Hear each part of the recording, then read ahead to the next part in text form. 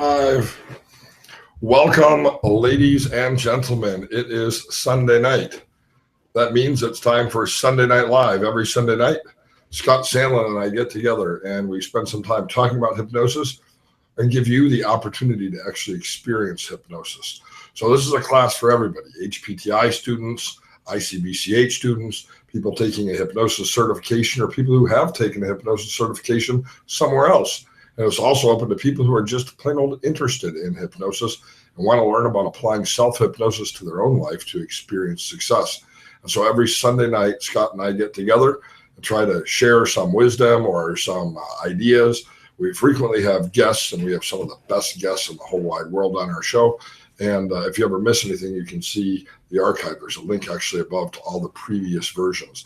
But welcome aboard. I'm glad you're here. And as usual, Scott, go ahead and introduce yourself. Say a couple of profound things while I type in the chat box. Well, hello, everybody, and hello, Richard. After a fun summer vacation off from Sunday Live, we are back on Labor Day weekend. And as many of you have noticed, we are starting an hour earlier than we used to for a number of reasons, maybe the most important of which is my wife would like to have dinner earlier on Sundays. And the idea of dinners well after Sunday Live and after the post Sunday Live Richard and I meeting, it was getting pushed back. So 6 p.m. Pacific from now on. This is a whole lot of fun. We really enjoy it. HPTI students, like he said, ICBCH students or members, and just people who are interested. We like to keep this diverse, and we have a lot of fun with it. So now that Richard has finished typing, Richard, how are you? I haven't seen you in 2 weeks and haven't talked to you in 2 days. Yeah, it's been a long time, Scott, but I even though it's been a while since I've seen you, the people I really miss are everyone who always tunes in every Sunday night, because there's a whole bunch of people right now in the chat box. And if you're watching the video, but you're not watching the chat box, you can click the chat box down, or you can go in the chat box down below. You can leave a question or a comment. Scott and I are always open to suggestion and ideas and things like that. By the way, if you want to change your name from a random guest number to your own name, where you type to put something in the chat box, where it says guest number right next to it, just click on that, hover over it with your mouse, click on it, and it'll give you the opportunity to change the name and to pick your own name. But this has been a great summer, Scott. Hypno Thoughts Live was a big, giant success. Yeah, there were a lot of other really cool things going on this summer. What were some of the highlights from Hypno Thought Live? And here's the question for you. How is that going to carry over through the rest of the year? And how does Hypno Thoughts Live and its success impact those who weren't there? Because I think its impact on the hypnosis community is really broad.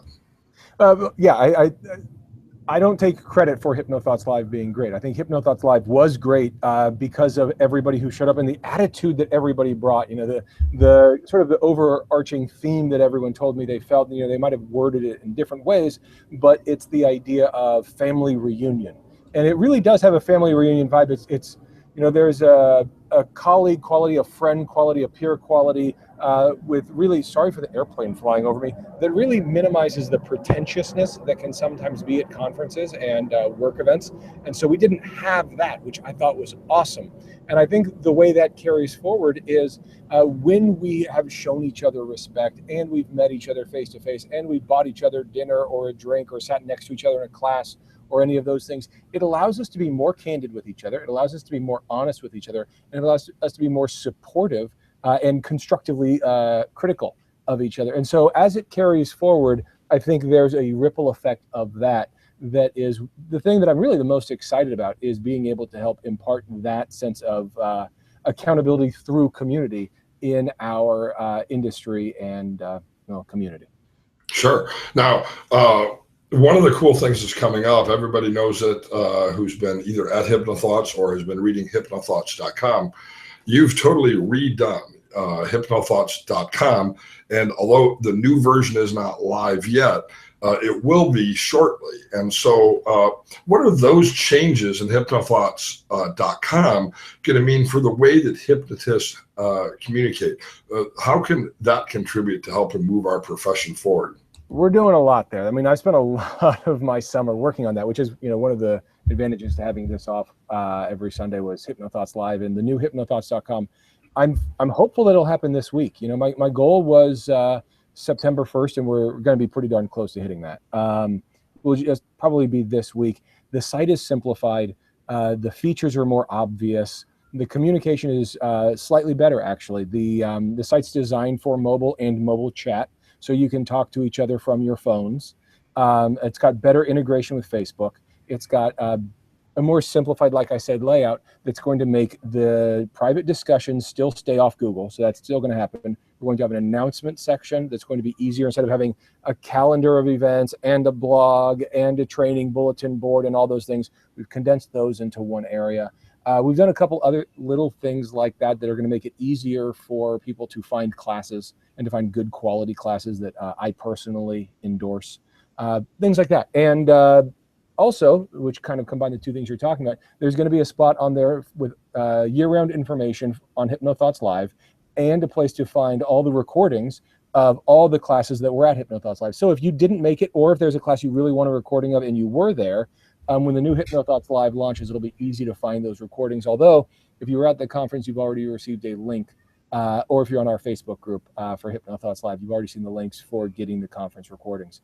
So the new hypnothoughts.com that's coming is the biggest architectural change we've ever made to the site. It's been something I've been working on for about a year now, and I'm really, really excited to have it launch.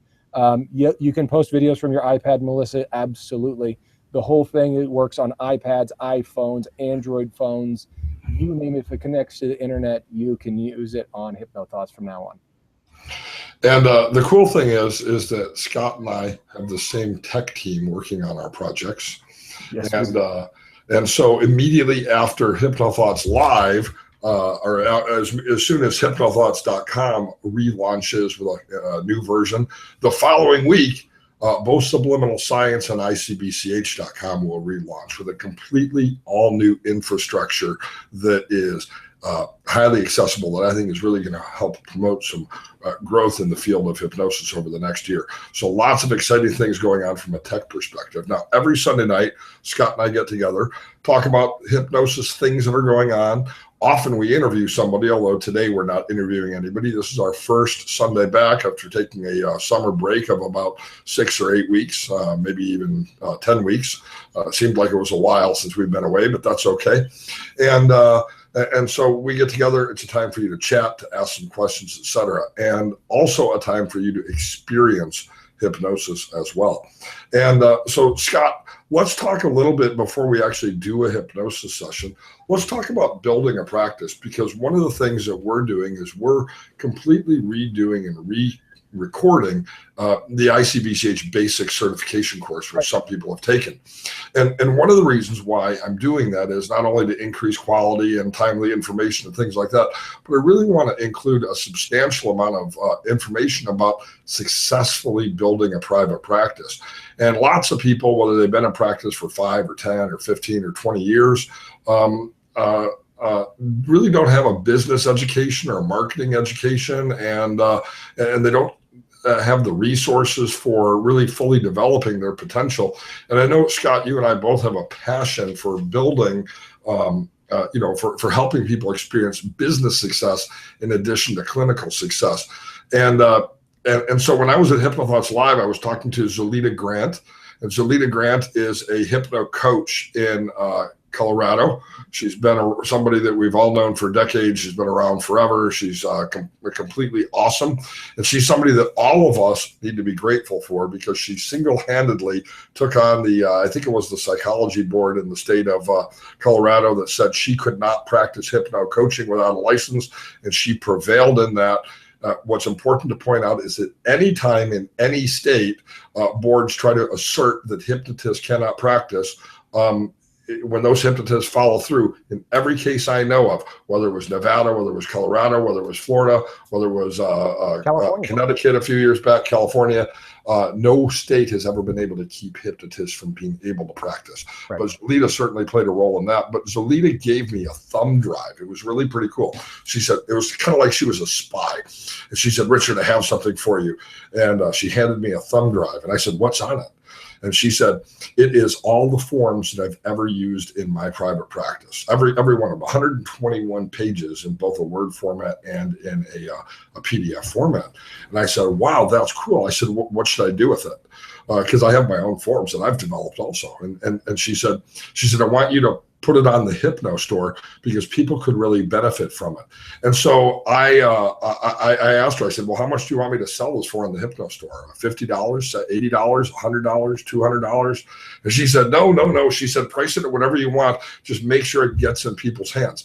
So I priced it at $19.97. Now she may be surprised that I priced it at $19.97, but I priced it as low as I possibly could, and I put it on the hypnostore.com webpage because I think it's a tremendous resource for private practice. But when I told you about that, Scott, what did you say about that set of resources? Well, HPTI students who are watching this already know this, and because I plug Zoe Lita's products all the time.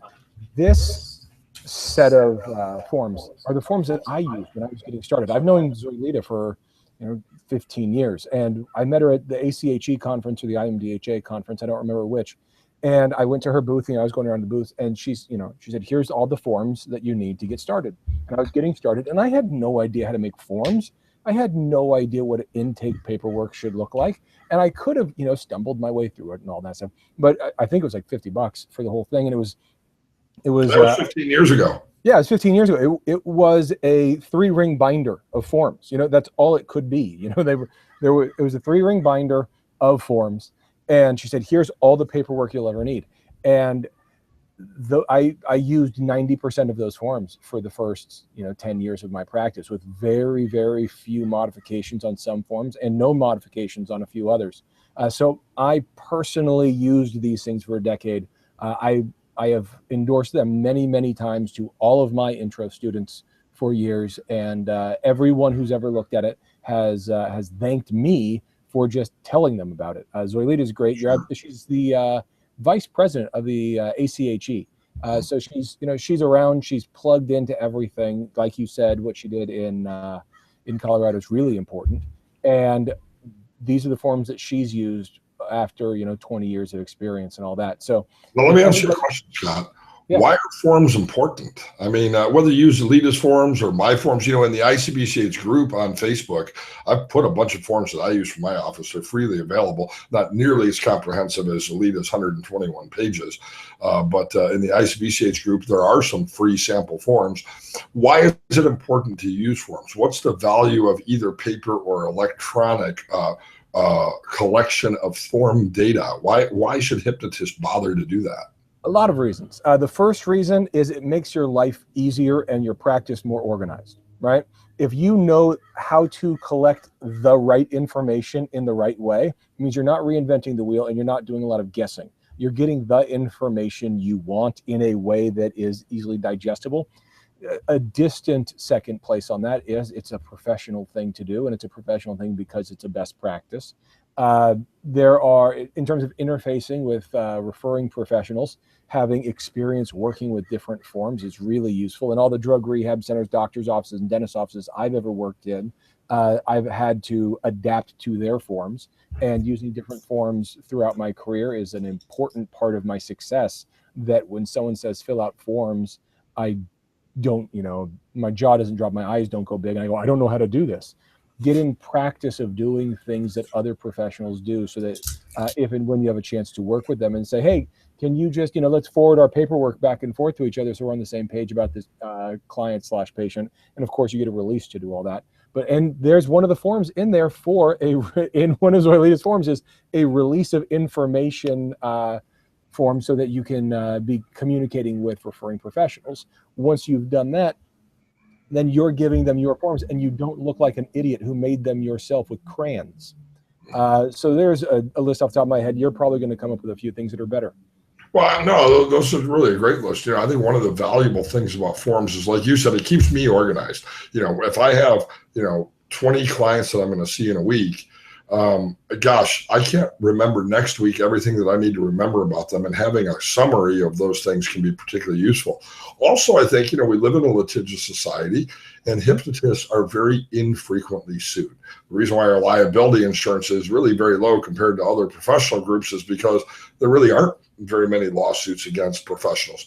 But when there are, if you are ever the unlucky winner or recipient of being served papers that summons you to court in a liability situation, having the documentation is important. And of course, informed consent is a principle that is present in the world of psychotherapy that I think hypnotists should be using, whether it's required or not by the state where they live.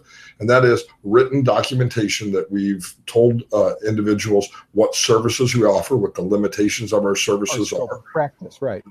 It defines our scope of practice, and it has them sign it, and that basically that informed consent form can really mitigate a lot of issues, because it lets it's documentation that we have represented our relationship with our client accurately and professionally. Speaking of which, and Zoilita, one of the challenges she had when there was the whole legal thing was that they called her out on dual relationships, that she was having her students or her clients become students. And they said, you're creating a dual relationship. And she showed the documented paperwork that said, look, I have paperwork saying these people are no longer my clients. They haven't been a client for X number of months. I have paperwork saying that we have terminated sessions together before we started a teacher-student relationship, to ensure that there would be no dual relationship and ongoing trouble. And she had all that paperwork that I personally wouldn't have thought of if I didn't have her paperwork. And just things like that, it's both of the things we're talking about here: Zoilita's forms, why we need them, and the cool stuff that Zoilita's done. So things like that, you don't think you need it until you really wish you always had it. Absolutely. Now, every Sunday night we get together, a chance to ask some questions. You can type any questions in the chat box, either related to what we're talking about or related to something else, and Scott and I are more than happy to answer them. But we also want everybody to have a chance every Sunday night to experience hypnosis as well. And we're actually going to do this twice tonight, because it's been a long time since I have guided this group through a hypnotic process. And Scott, I know it's also been a long time since you have as well. And so I'm going to go through a real short process, and then I want to spend a little bit of time talking about what are the signs of hypnotic trance. And so the reason I'm going to go through, probably, I don't know, I'm going to do this very short, probably less than 4 minutes for a short hypnosis session right now. What I want you to be paying attention during this process is what's going on with you physically as you go through a basic process in hypnosis. Now, again, this isn't going to be a long, full client session type session. But in addition to experiencing the process that I guide you through, pay attention to kind of what's going on with you physically during that process. And then we'll talk a little bit about some of the signs of trance. And so right now, wherever you are, just take in a breath, breathe in and breathe out, and pay attention to your breath. And pay attention to the chair below you, and let go of any tension you might feel in any muscles of the body. Okay? So if your shoulders are tense, relax those shoulders. If your jaw is tense, unclench the jaw. Now, in the room where you are, over on the far wall, there's probably a spot, maybe a fleck of paint or a dot or a nail hole, or something on that far wall. And I want you to bring your attention to that far wall and to one specific spot on the wall. And just focus all of your attention on that spot. And as you do, essentially, you're staring at the spot. Now, you've probably heard a hypnotist in Hollywood say, your eyes are getting sleepy, your eyelids are getting sleepy. The reason why is not because hypnosis causes sleep, but because if you're staring at something like that point on the far wall for a long enough period of time, you actually just get ocular fatigue. The eyelids get tired. So for example, right now, it probably would feel more comfortable to let the eyes close, but go ahead and leave them open for just a second, continuing to focus on that point on the far wall. And you'll notice when you do that, that the eyes become, the spot on the far wall becomes a little hazier, fuzzier, and more difficult to see, or some of you might actually be noticing it's becoming sharper and crisper and clearer, and maybe now the only thing you see on that wall. And for some of you, it may be staying the same. Everyone experiences this a little bit differently, but undoubtedly at this point, it would probably be more comfortable to just close the eyes down. And so close your eyes down now and relax the little tiny muscles of the eyelids as you enjoy this short hypnotic process. As you breathe in and breathe out, notice something, how even with the eyelids closed, it's almost like you have X-ray vision, and you can still focus or see that point over on the far wall. Pretty amazing, isn't it? Now bring your attention back from that point on the far wall, back to that point directly in front of your closed eyes, and then into that part of the mind where awareness is created, where learning takes place, and where you access the resource state we call hypnosis. And as you breathe in and breathe out, notice the heart rate is smooth and rhythmic, and your breath is calm and regular. And just take a moment to deepen that experience of relaxation or of trance utilization, and let a sense of relaxation spread from the neck and shoulders. You can even let your chin fall towards your chest a bit, through the shoulders and arms and into the hands that rest on the armrest of the chair. You can even let that relaxation extend from the belly and back into the buttocks and thighs and the calves and shins, and extend even into the little tiny muscles of the feet. Feels pretty good to experience hypnosis online, doesn't it? And notice now how easy it is to pay attention to this moment and this resource state we call hypnosis, which you've created. So as you breathe in and breathe out, with each number and each breath, double that experience of relaxation.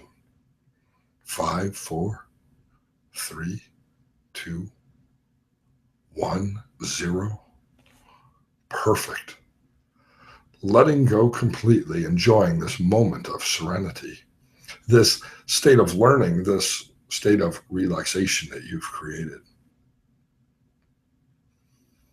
I'll give you another moment to enjoy it. In fact, you can actually use this time to embrace anything, either consciously or subconsciously, that would be of value to you, perhaps an affirmation or a recognition.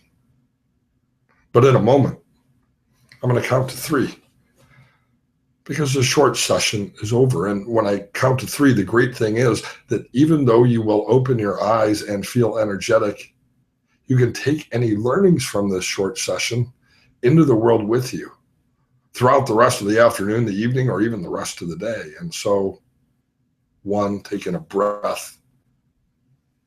Notice what it's like to breathe that oxygen deep into the lungs. And 2, stretch out any muscles that need to be stretched to be ready to open up the eyes, feeling fantastic. And 3, opening the eyes, feeling fantastic, opening the eyes, feeling fantastic, and ready for the rest of our learning here tonight. And so if your eyes aren't open yet, go ahead and open your eyes now. Now, that was a short process in hypnosis. Scott, what was that like for you? By the way, some new people here in the chat room tonight. One of the ways to applaud if we have a guest or a speaker is to simply type some 3s. That's our chat room lingo for applause. So if you found that beneficial, you can feel free to show us with a round of applause. But that's how we normally applaud when we have a guest on the show. But Scott, what was that short process like for you? What was that experience like for you? Well, the first thing is obviously it's familiar. You know, it's something that you and I are, and a lot of people who are watching this, it's not particularly novel, but it's good to do. I think a lot of us get away from, and we get this idea that we're too busy to spend 3 to 5 minutes taking care of ourselves. And there's a nice just sort of centering mindfulness kind of thing about taking just a couple minutes to do that. You know, I remember going up and teaching for Catherine Zimmerman a few years back, and you know, I was staying at her house and then teaching at her school. It was, you know, wonderfully hospitable of her. And one of the things she says, well, you know, we're talking about what we're going to do, when we're going to get to the school and all that stuff. And she says, well, you know, I want to take about 15, 20 minutes for some self-hypnosis before the class starts. And I was like, you're scheduling that into our day. We've got a lot to get done before. And she said, yes, I am scheduling that into our day. That's something that I do every day. It's part of my daily routine. And I was really impressed that after all those years of doing the work, she was still taking time for herself. And so when I get opportunities like this, with you or somebody else, to let you drive instead of me have to do it or listen to a recording, it's just nice just to kind of get that physical relaxation and reset. Now, let's talk about it. That's great. And I'm sure some of the people in the room had really a similar experience. Familiar, and yet it feels awesome. Let's talk about the signs of trance. If I were guiding a client through that process, I'm looking for specific signs of trance. And the reason why I'm looking for those signs of trance or signs of hypnosis is real simple. I don't have an EEG taped to their forehead, so I can't look at their brainwave activity on my computer screen. And so I need to look at them, and the NLP term here is calibrate to them. What do they look like at the beginning of the session? What do they look like in the middle of the induction? What do they look like at the end of the induction? And I'm looking for certain things. And the reason why I picked an eye fixation is because often we can focus on a client's eyes and we can really tell a lot what's going on with them. For example, we have sort of an enlarging of the eyelids. Well, that's a sign that they're beginning to enter into a trance state, or tearing of the eyes or misting of the eyes. Or as a person goes into trance and the blood vessels open up, which is a sign of physical relaxation. The eyes can even become a little bit red because we have lots of little blood vessels in our eyelids. In fact, I showed up at Hypno Thoughts with a broken blood vessel in my eyeball. Yes, it looked very bizarre. It looked like Frankenstein. And so there are a lot of signals with the eyes. We can see sometimes a fluttering of the eyelids when they're staring. Those are some of the signs of trance that we might be looking for as we're talking to somebody to determine, are they ready to go to the next stage of induction or into the next stage of deepening? What are some of the other signs of trance, Scott, that you look for when you're observing somebody? So most of the time when I'm hypnotizing people, it's obviously in my private practice office. And so there are things that you could look for that I don't look for. When you're talking about their muscle tone when you lift your arm and drop it down your back, there's sort of element induction type things that, sorry for the plane taking my head. There are things that I simply don't do in my office. I don't want to touch my clients. It's because, like you said, we live in a litigious society, and the risk reward on that is just unnecessary. But there is that one. You look at their breathing rate, you look at the eye flutter. Once their eyes are closed, are they getting into that, what we call eye flutter or REM? Those sorts of things that you can just watch. And there's just, it's difficult to explain it, but there's just the muscle tone, especially in their face, in their whole body, but especially their face. You can see the standard muscle tone that people have that you kind of take for granted and don't notice, that can go away. And their face can look, especially if they're reclined a little bit, it looks kind of weird. It's called the hypnotic mask, as the term you use in intro classes, but you can watch these muscles, especially right here, just really deflate. And it's almost like a waxy or a mannequin tone. I actually was designing a web page the other day, and I sent it to Steve Jones to take a look at. I said, what do you think of the web page? He said, well, that one picture looks like you're hypnotizing a mannequin or something. Apparently, he was actually looking at the picture on his iPhone, and it was actually a picture of me hypnotizing Alex in the academic performance MP3. And I said, that's actually not a mannequin, it's my son. He said, it looks exactly like a mannequin. And it's people don't realize this. There are over 200 little tiny micro muscles in our face, and those can relax. I do some hypnosis, or I have in the past, for professional poker players. People said to me, why are you doing hypnosis with professional poker players? And the reason why is real simple. They want to learn how to flatten and create that hypnotic mask to relax even the little tiny, tiniest muscles in the body, so that they're not revealing tells during a poker game. Right. Because the lines on our face. That's the term. So you're talking micro muscles. The term for those tells is micro gesture. Right. You're talking about tiny little things, fluctuations. Exactly. So that's where that hypnotic mask comes from. It's really kind of interesting. Now, I am wearing my new toy. Can you see this? Is that a Fitbit? It is a Fitbit. Yep. I've been using something on my phone, and it measures my steps. And when I was at Hypno Thoughts, I actually hit 15,000 steps one day. Today, Today I only have 5,500 steps here on my Fitbit. But the cool thing about a Fitbit is if we had a client with a Fitbit and we were looking at their Fitbit, which we're not going to be doing during the session, but if we were, one of the things we'd see is a decrease in the heart rate. I got the fancy Fitbit that has the heart rate monitor, and we might see somebody going all the way down to even 60 beats per minute, which is often associated with a sleep state. So we're looking for a decreased heart rate. And then one of the things that's kind of interesting, I think, sometimes in hypnosis, this can be frustrating to new hypnotists. They've learned in class that as somebody goes into, one of the reasons why we do a hypnotic induction is because it's really a series of simple suggestions. Close your eyes, move your chin towards your head, relax the muscles. And if they don't do that, they're not ready to move on to other suggestions. Okay, so we've learned that each suggestion builds on previous suggestions. So sometimes hypnotists can even become frustrated. Well, I said relax the shoulders, but they didn't do it for like 10 seconds. And this is actually a good sign of trance sometimes. It's kind of like the radio delay where a radio disc jockey, has 7 seconds in case somebody swears before the public actually hears it. That little radio delay is actually a delayed motor response that comes about from the trance state. So it's not uncommon to have somebody, I think we need to give people a good 10 or 15 seconds sometimes before we get impatient if they're not responding to suggestion, because they will almost always move into those states with a delayed response as they really begin to enter into a deeper level of trance. Of course, we're not going to be putting a body temperature gauge on them, just like we're probably not going to be able to measure their respiration, but body temperature changes can certainly be one of those things. And swallowing movements,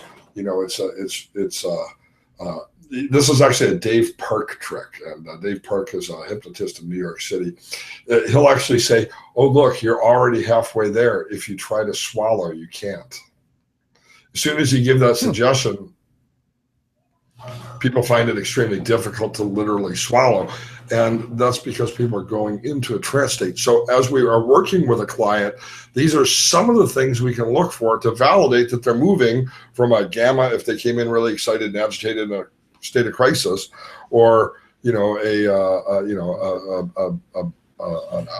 beta level of high functioning mental activity down into the theta and even into theta, or even into the delta range.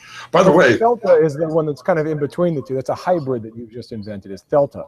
Yeah, I said delta or something. I made up my own word. Delta is 0 to 4 cycles per second. That's associated with deep sleep. Right. And sometimes people say to me, "What if your client falls asleep in hypnosis?" I don't really worry about that. Right. The reason I don't worry about it is because there's no evidence to suggest that delta can't be a valuable resource state as well. And all of my clients every night, with or without a hypnotist, cycle through all of these during the night. Nobody ever just goes to sleep and stays in delta all night long. So if my client does cycle into delta in a deep trance state, I'm actually okay with that. It's still part of the experience. Yeah, I completely agree. So let's check out the chat box. Anyone have any questions on the stuff that Scott and I have been talking about here? Any deep thoughts, profound insights, or random questions that have nothing to do with what we've been talking about? And by the way, while looking at the chat box, we haven't mentioned it yet tonight. Remember, this is your class. This is your weekly class, not ours. And so if there's topics you want us to hit, people you want us to interview, questions that you have, any of that stuff, please let us know.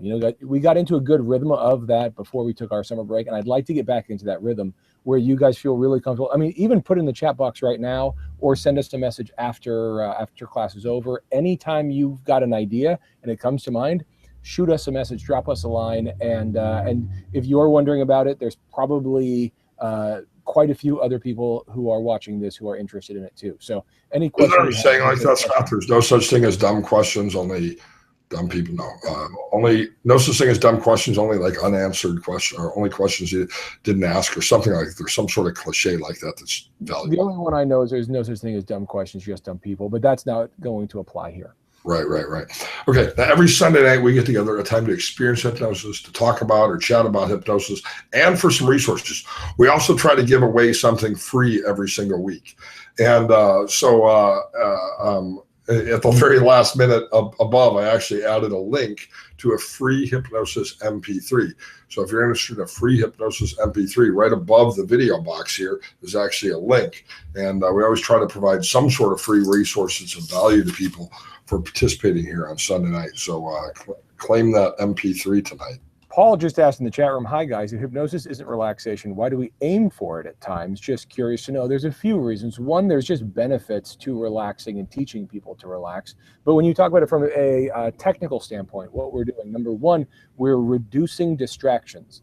And with all the chatter going on in the mind and all the different things that can happen in a session, if we can get a person into a relaxed state of mind and they have fewer distractions, it's going to be easier for us to focus their mind on a single thing. Now, a lot of the things that we work on with our clients as hypnotists do relate to relaxation. I mean, obviously not all, but stress management and things like that, and helping people go from, well, one of the terms that one of the vendors at Hypno Thoughts Live was using, stress to best. When we're in fight or flight, we are making compromises and trade-offs that aren't necessary. And so one of the nice things we're doing is getting somebody into a relaxed state of mind where they can make better big picture decisions and come to realizations, because when we're in that fight or flight, or even varying degrees of like Kelly says, yes, it feels good as well. But when we're getting from that high energy level into a more calm, reflective state, you're going to tend to get a better quality of emotional insights. Same reason they turn the lights off at the movie theater. How about that? I always have said that hypnosis is not relaxation. We know that because people are highly suggestible in times of crisis when the brainwave activity is extremely high and they're not in a state of relaxation. And stage hypnosis is a great example of that. Mark Savard in Las Vegas does a bit where his belt is perceived as a snake, and people are actually experiencing very real anxiety. And their eyes are open, and they're in a very high state of alertness, and yet they're still responding to hypnotic suggestion. So you're right that hypnosis is not always relaxation, but relaxation is almost always hypnotic. And because relaxation is always hypnotic, for the vast majority of clients who come into our office, it's the fastest pathway to trance utilization. And, I've heard people say we should not do progressive muscle relaxation induction. It's not a wise use of our time. We should get through the induction and get to the good stuff.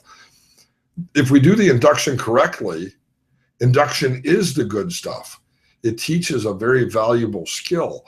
And we can go look at the journal articles and we can see that without hypnosis, just Jacobson's progressive muscle relaxation has incredible therapeutic benefits across the board in medical settings.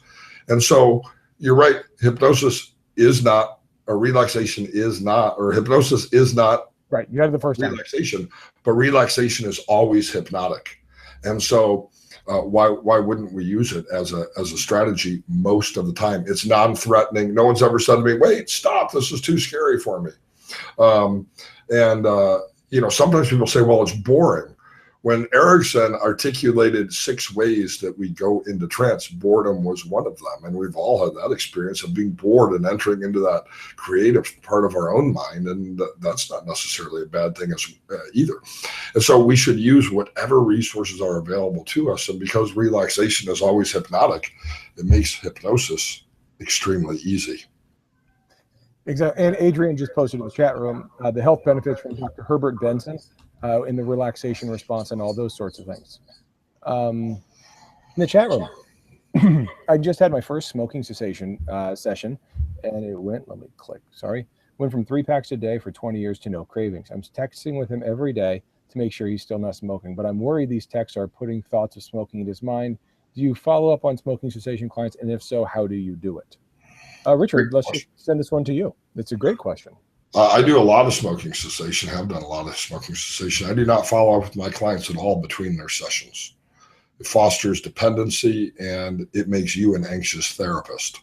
And so when I see a smoker, I schedule the next session before they leave my office, and I schedule that session for usually 2 or 3 days later, so 48 to 72 hours later. And the reason why is that's when people tend to have the most difficulty. And so I'm going to see them. If I see them on a Monday for their first session, I'm going to schedule a Wednesday afternoon or a Thursday morning appointment with them. And I'm not following up between now and then. I'm not texting them. In fact, my clients don't have my cell number. Now, I know some people that use their cell phone as their office number, so obviously they are texting clients. But I would not text my clients between sessions. One, they're not paying me for it.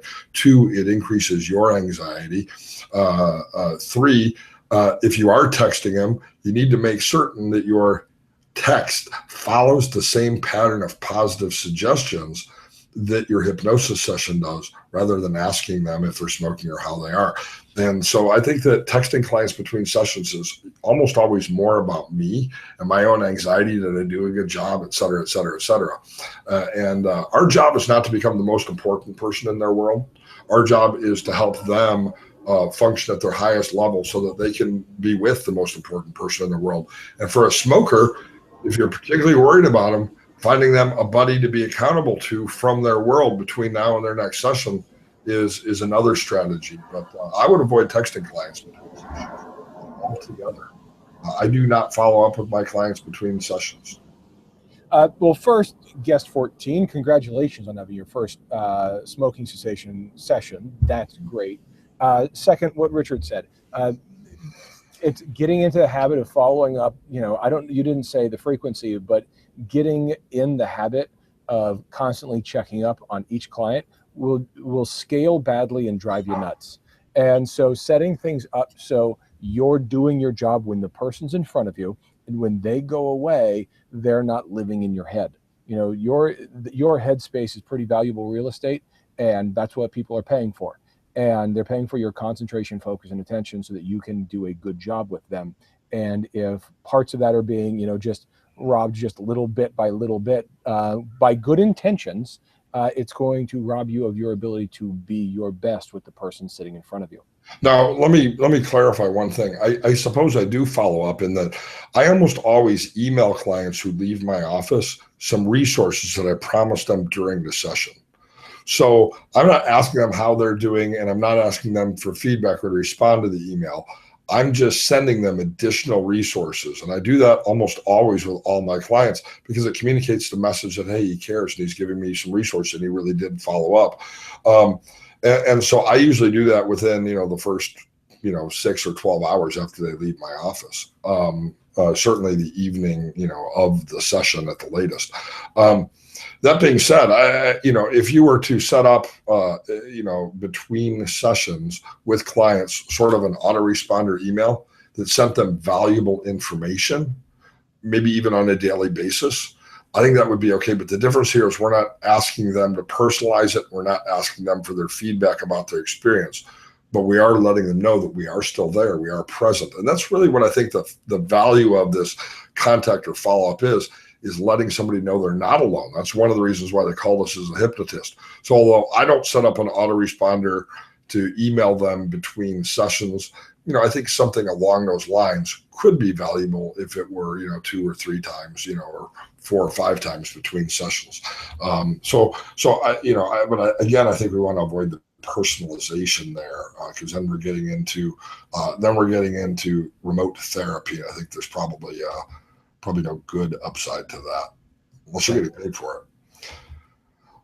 But that was a great question and an example of the type of questions we're more than happy to answer. By the way, Scott and I will always give you our opinion, and these opinions are often based on our experiences, but feel free to do whatever you want to, even if it's different than what we do. Yeah.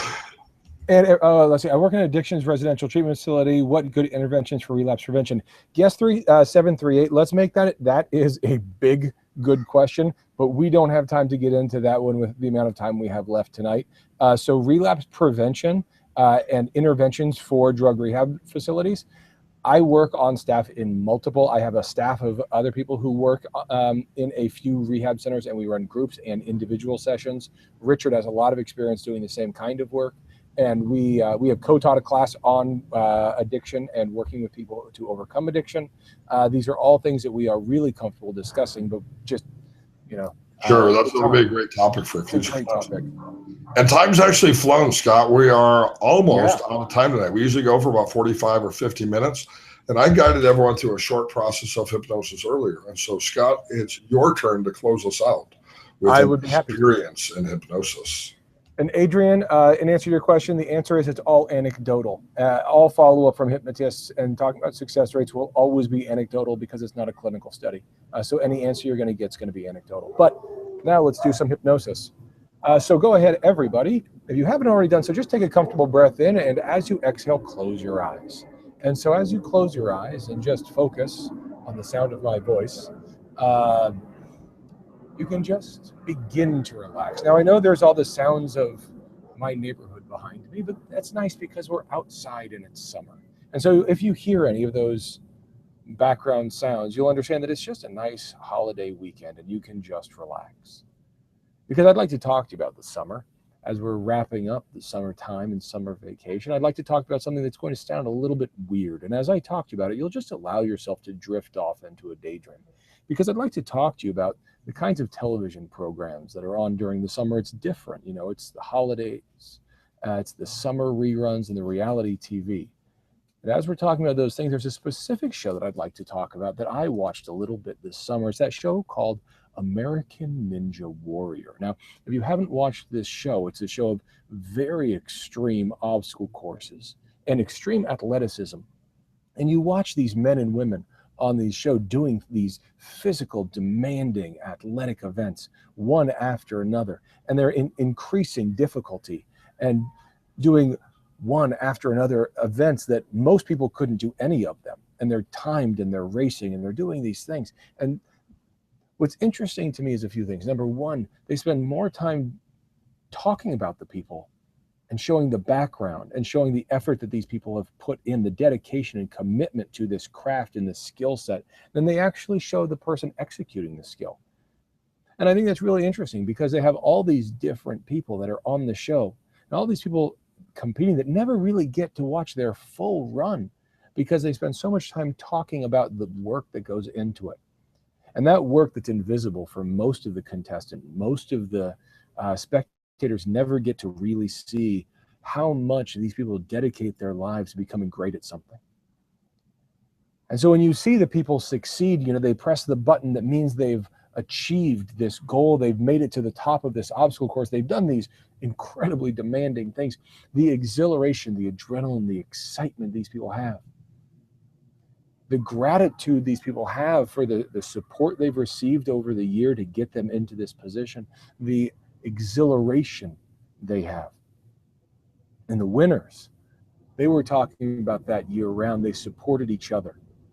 They work out together. They go to the gyms together. They do these physical exercises together that are much more like monkey bars and jungle gyms and all these things that are untraditional exercises that get these people into top physical condition. These are specimens of human beings. I'd like you to think about that exhilaration of working really, really hard and having your success in front of others. Having that moment where you've put in the work and because of it, you have this moment and this opportunity to shine and thrive.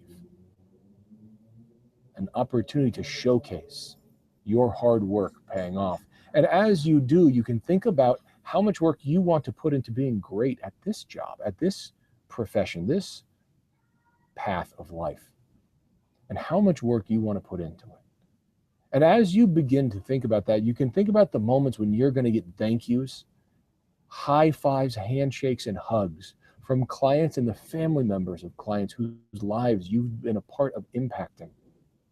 And it is because of that work, it is because of that commitment, it is because of the effort you put in when no one was looking that you were able to be great when people needed you.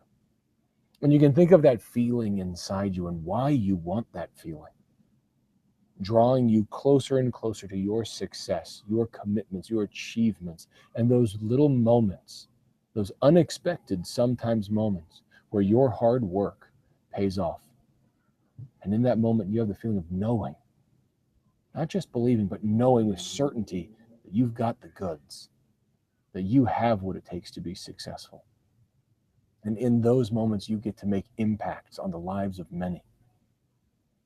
And in that moment, you look back on the work you did when no one was looking. You look back on the times you were listening to recordings, watching YouTube videos, purchasing products, buying books, going to trainings, rereading things, talking to peers online, any of the things that you were doing that were investments and commitments in this potential you and in this moment and opportunity. And so in just a moment, I'm going to count up from 1 to 3. And when I get to 3, you'll open your eyes, bringing this feeling back with you, this drive, this determination, this focus, and this excitement more than anything, because this really is fun to watch people be great and to have the opportunity to be great at anything.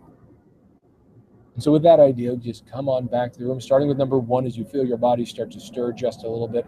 Number 2, getting more revitalized, more energized, feeling good as number 3, eyes open all the way back, wide awake. How is everybody? There we go. So even with airplanes taking off, we can have a nice, relaxing, motivational hypnosis session. Like Michael John's stage hypnotist says, if I can hypnotize people at a little motorcycle rally in the Black Hills of North Dakota, I can hypnotize people anywhere. A couple of planes overhead should never stop anyone. Yeah, probably not. Especially if you're doing a fear of flying hypnosis session. Yeah, if we were, this would be the place to do it. Yes. So there we go. We've already got some stuff set up for next week, but we want to hear from you. We've guest 41 or something like guest 14, excuse me, guest 14 had some thoughts about drug rehab centers that we can talk about.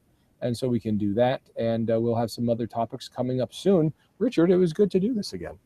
That was a lot of fun. I look forward to seeing you next week and seeing everybody who participated tonight. Tell all your friends, because we want as many people to benefit from them as possible. So look forward to seeing everybody same time, same channel, same everything next week. Don't forget, right above here is a place where you can collect a free hypnosis MP3 just for participating tonight. Thank you. Good night, everybody.